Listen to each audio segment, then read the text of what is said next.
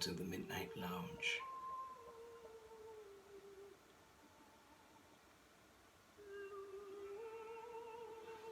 Letters of thought provocation, read not for entertainment, nor some desperate attempt at popularity, but writ to those willing to listen.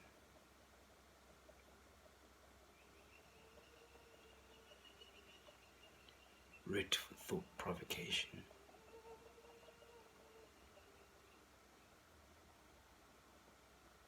I am Nova, and this is my pen.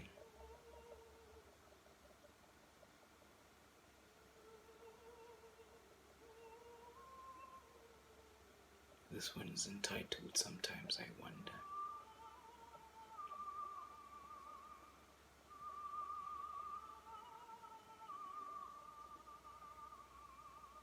Should have been titled Ponderous, really.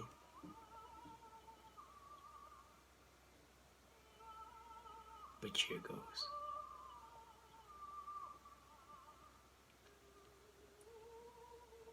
Sometimes I wonder, what would it be like? What would it be like if I could play the white and black keys? Would my words live brighter? Like stardust would they travel through space at speed of light, yet seeming to be still? Thusly with you for much longer. Would the words I write be of bright colors, and my painting yours for time undefined? Could I live traced into your memory, coded for decades, a Mozart of your contemporary, playing like a broken record, lullaby to your insomniac? Perhaps these words I write would live as my narration, each cursive finely detailed by the melody, held in song, in place, still and steadfast, despite time's ever-defiant tricks, outdated and out of tune. I pray thee not. I mean, all I long for is that my words outlive me.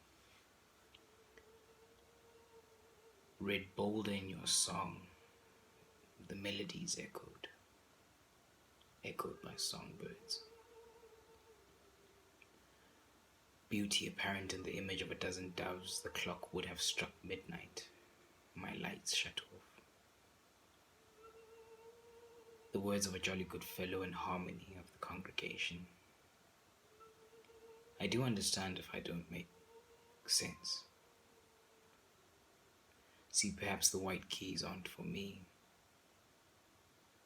for I am without rhyme nor reason at times.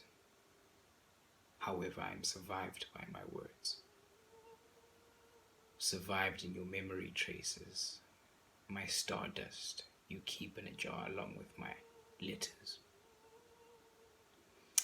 All in ash, as is my body. Shit. This is an urn, unenchanted at this point. Sung I needn't be, but reflectively hum my pain, so my ache be felt at each turn of the piano.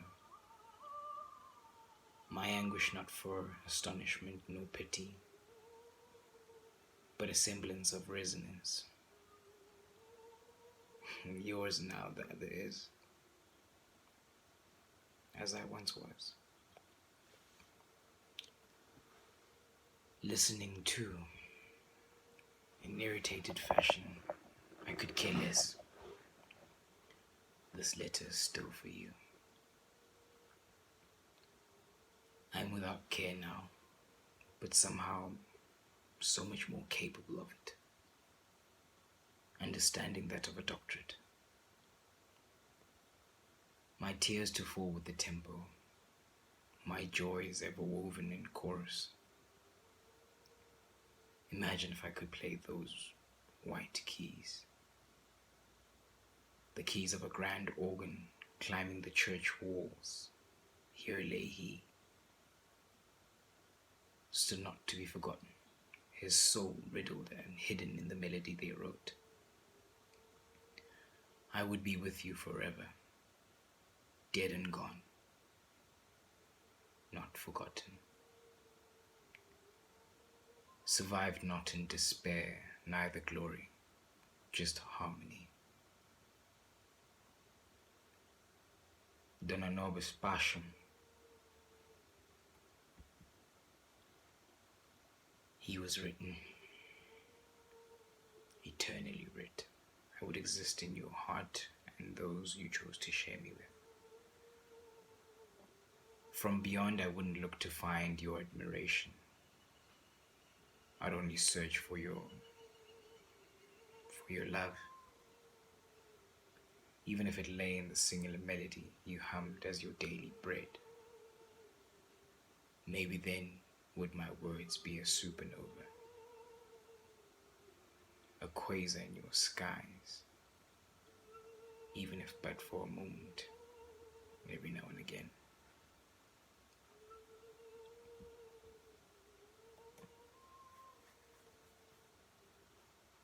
Before I leave, I should leave you with these two thoughts. Sometimes it's just that one thing. That one thing said can hurt so much. And now what is felt is the feeling of underlying insignificance, or perhaps a comparison of sorts. Moving right along, not highlighting the hurt felt in fear of two things.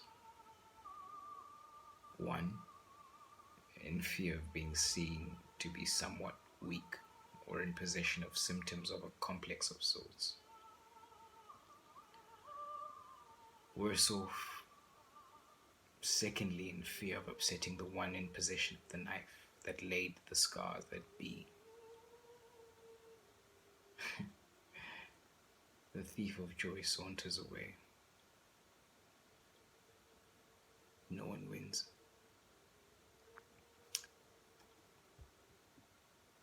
Now before I go, I should tell you,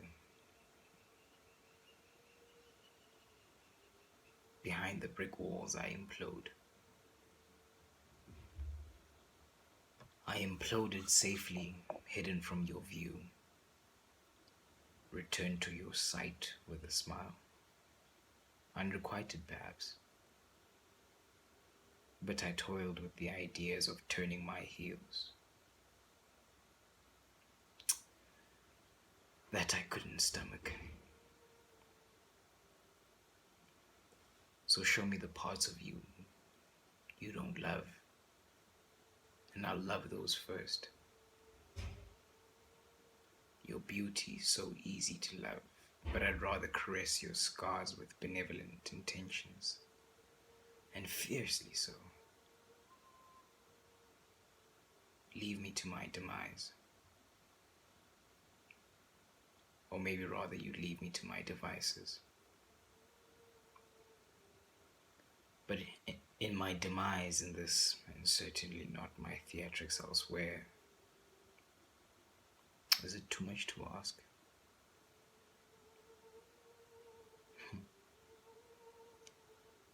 Mrs. Brown's letter.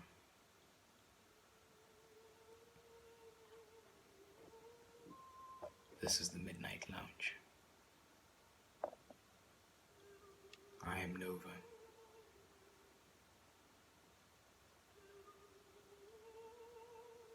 The Nova's pen rests.